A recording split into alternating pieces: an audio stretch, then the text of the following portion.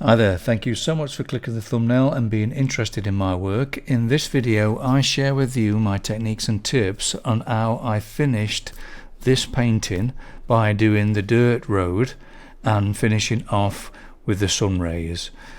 Be sure to watch it right through till the end, because here and there I'll be slowing things down in real time so you can take a closer look. So let's dive in and take a look.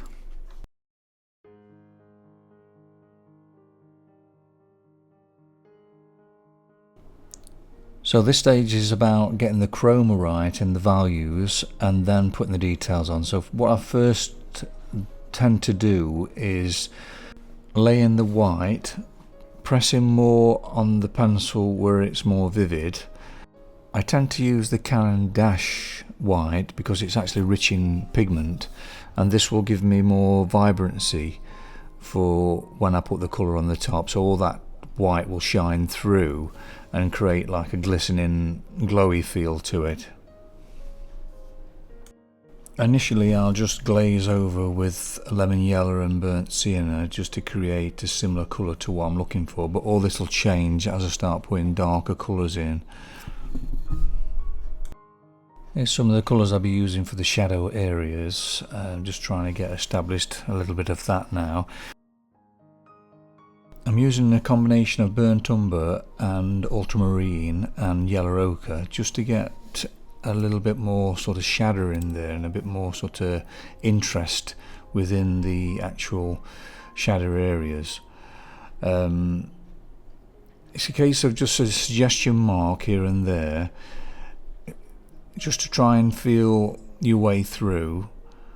Not worried too much at this stage for details. I'll put little final details in later, but it's just a case of getting a balance. So what I tend to do is stand back a lot and have a look in a mirror. So I'm constantly looking in a mirror, standing back, judging and comparing one shade with the other.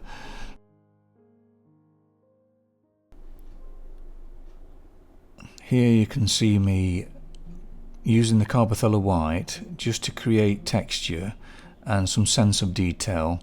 Not too much, just a squiggle here and there, but what I do is to sort of look at the reference image and just allow the movements just to happen and just sense what needs to be done. So it's just a little bit of a squiggle here and there, and then just keep glazing over the top, and then just putting your white in again, then glaze over the top, and it creates different layers of different shadows and different subtleties.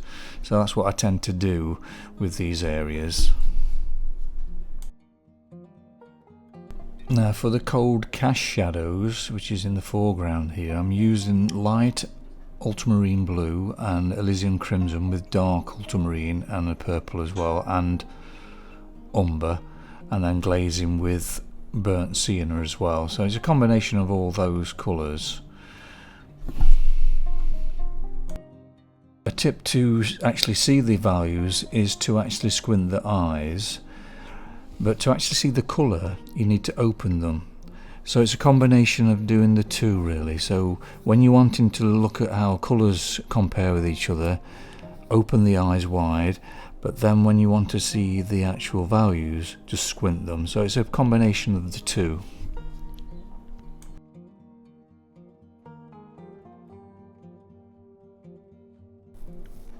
So I'll focus really on laying in that rich colour in all the area over that underdrawing. Not too concerned about the detail, it's just a matter of getting that sort of value and chroma to somewhat like, really, just so it helps you to create the balance then. So if you get something down, some colour notes down, then you've got an idea then of what compares with each other. So just laying it down roughly, and then I'll come back to that later. If you're enjoying this video, why not subscribe? It's absolutely free, and then you're sure not to miss any of my future videos. Now with this area being slightly in the mist, I'm using a light grey instead of the white when I'm doing the details of it. So I'm using the brown and blue to shape the details. If you press on more with the brown and more with the blue, you get a darker shadow, but a lighter pressure will create lighter greys with a little bit of the grey with it as well. because blue and brown together creates like a black, but then when you get a touch of light grey with it, it creates more of a subtle shadow. So that's what I'm doing here. I'm just putting little bits of marks here and there, not going too mad with the details. It's just a case of trying to get the overall balance.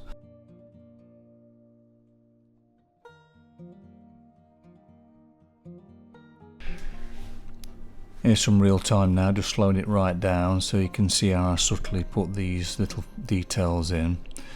So just using the olive green there with a bit of blue, just to create a more of a bluer green. Actually, that's all it is, just adding to the colour to create the colour you're wanting, really. Just a little mark here and there. Just sensing, you just keep looking at your reference images, just sense where these marks needs to go, and just let it happen naturally, really. And a little bit of brown with that blue creates that darker sort of shadowy feel to it. It's a great combination, the dark umber with the blue, to create shadows rather than using black.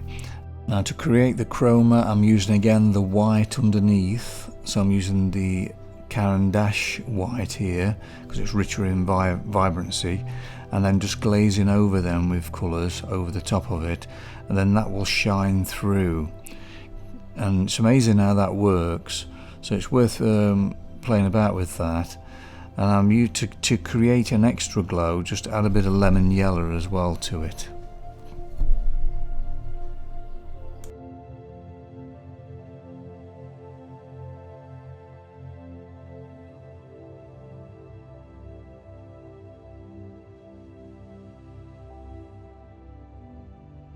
To take this opportunity to thank my Patreons for all the support every month. I really appreciate it. It helps so much to create these videos, free content.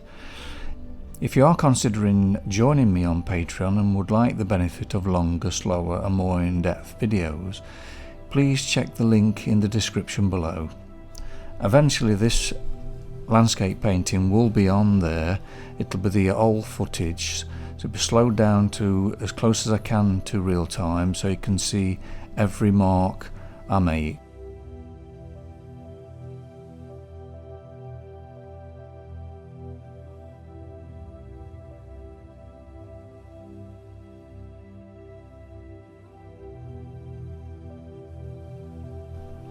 Here's a closer look at what I do when it comes to actually creating texture and chroma. Again, using that white, different pressures and different squiggles and movements just to create that illusion of detail, and then just keep glazing over the top. I'm using like a light ultramarine here and a dark ultramarine combination, and maybe sometimes a little bit of brown as well, but just using that white, constantly going over with white glaze until you get the desired effect. And also using Elysium Crimson there as well as the brown, just to create the subtlety of the colour, because it's very difficult to find the exact colour you want in your set of colours, so you have to mix it on the board. That's what I tend to do anyway, and this is how I do it. So I'm creating texture and then glazing with the colour all the time, so it's constantly going from one to the other. And with it being a sanded board, it clings to the actual pastel clings to the board, and it stops there, so them little squiggles and that just don't move when you glaze over the top. Now there's quite a few layers that you actually have to do to create the actual texture you want, so it's just a case of being patient and building them up one layer after another, and just keep changing the colours slightly, but all that detail you've done on each layer will start to sort of mingle in and create that sort of feel and atmosphere you're looking for. Right, just slowing it down to real time now so you can take a look at how I'm creating that sort of texture. Now my approach to how much detail to put in is just to to go with the feeling of it, really. You'll get a gut feeling that it feels right and it looks right. They're just a few marks here and there and a suggestion, but when you'll stand away, the human eye fills in the gaps and it looks more detailed than it actually is. So what I tend to do is stand back a lot, look in the mirror and just see how it feels, and just put the odd mark here and there, because you can overdo it. If you overdo it, then your eyes, when you're viewing the picture, will go all over the place and not be where you want the focal point to be. So I tend to just put enough detail there just to create interest, and it creates the feeling of reality without it being over detailed.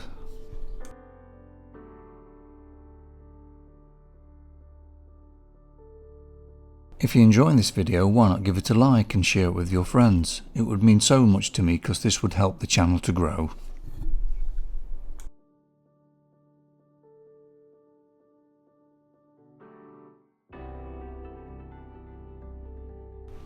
Now when you see the detail in the reference image, it can cause a little bit of tension if you let it, by overthinking what needs to be done. My suggestion is really opening your heart, letting go of the mind, and just totally be in the moment. You can sense that you're there, feel the atmosphere as though you're walking down this dirt road, and really connect to nature and let that just flow through you, rather than trying to really focus on detail. It's all about, for me, is just getting that subtlety and looking at the whole picture all the time. So you're comparing one shade against the other shade, what you've done on the other part of your painting, and constantly making sure that everything's in balance.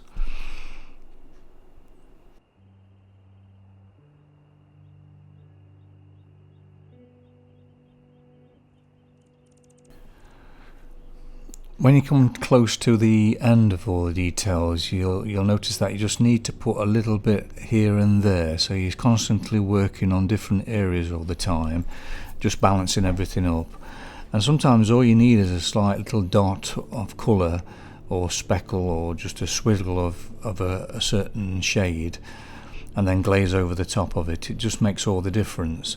So just keeping them marks very suggestive, and not trying to get too much detail. So at this stage I'm sort of really being aware of the values and the edges as well. So some areas need to be softer, some need to be sharper. Now the sharper areas where you want the focal point, but the other areas need to be soft. Again, a great tool is to look in the mirror, to keep looking over your shoulder in a mirror, just to see how things look. It just makes a difference when you see it at a different angle. It brings out sort of areas what need to be worked on.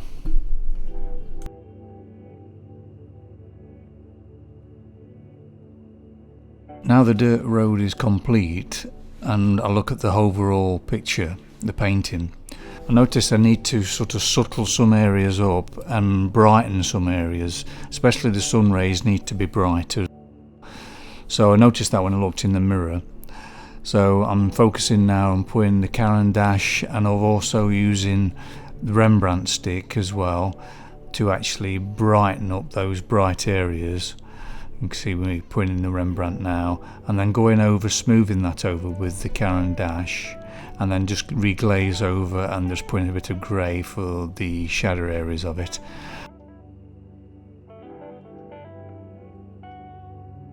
For the final details of the sun rays, I'm using the Caran dash pencil. Now the reason that is because it's really rich in vibrancy, there's more pigment in it, and what I'm doing is actually applying it very, very lightly, layer after layer, just stroking the pencil across the surface, letting the surface take the pastel off the pencil. If you haven't got a Caran dash white in your kit, I would suggest really buying one, and you don't have to buy the whole set of Caran dash. You can get away with just having a white and just glaze whatever you've got on the top of it. It's just so crucial for my technique, because I glaze over white. So this white is so perfect for doing this sort of thing.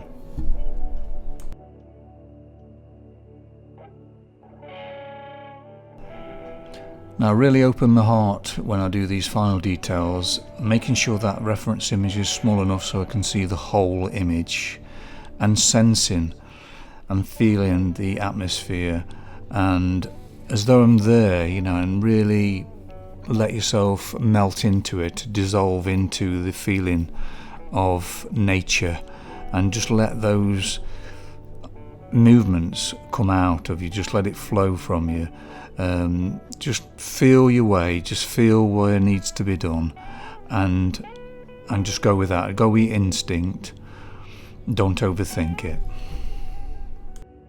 Hope you've enjoyed the video. If you haven't seen part 1, part 2, I'll leave a link in the description below so you can check them out later if you wish. Thanks for watching the video so far. Here's a look at the actual painting at the correct angle rather than being in perspective on the easel. If you would like to see more of my work, here's a few links that you might be interested in. Take care and be well.